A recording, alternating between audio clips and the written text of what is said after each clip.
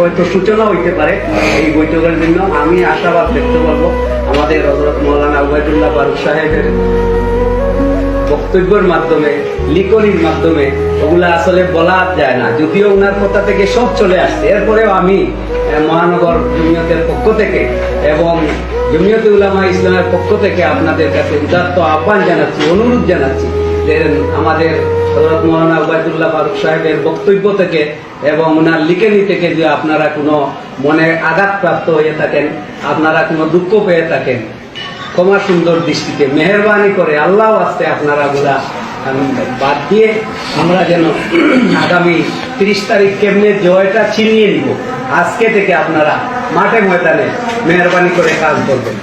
আমাদের উত্তর জেলার আজকের সভাপতি আপনাদের আমির সাহেব বক্তব্য রাখবেন এবং আমি দাওয়াত দিচ্ছি, আজকেও চৌরাগড় বাজার জনসভা আছে, আপনাদের পক্ষ থেকে যতজন পারেন বক্তব্য দিবেন এবং আজকে থেকে যেন আমরা মাঠে ময়দানে আমরা থাকি, এই আশাবাদ ব্যক্ত করছি। মেহরবানি করে পিছনটা আর আপনারা এই বা ঈদের ভুলেছেন ওগুলা যেন আপনারা একারে ভুলি যাই। 18 বছর থেকে কিন্তু উনি কোনো কথাবার্তা বলেন না।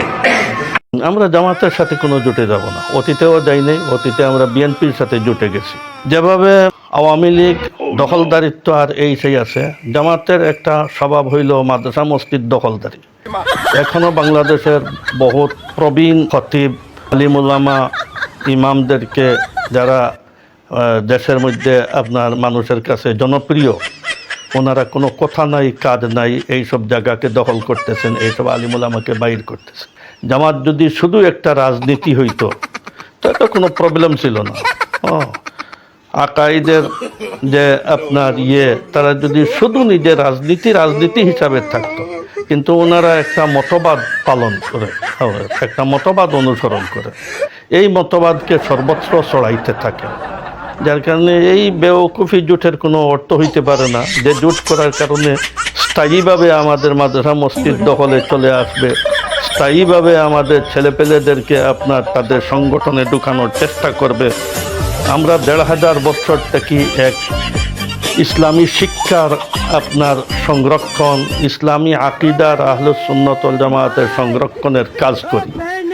স্থিতিশীল 1500 বছরের এই সম্পত্তি আপনার খতম হয়ে যাও, কেমন কোনো জোট আমরা করতে চাই।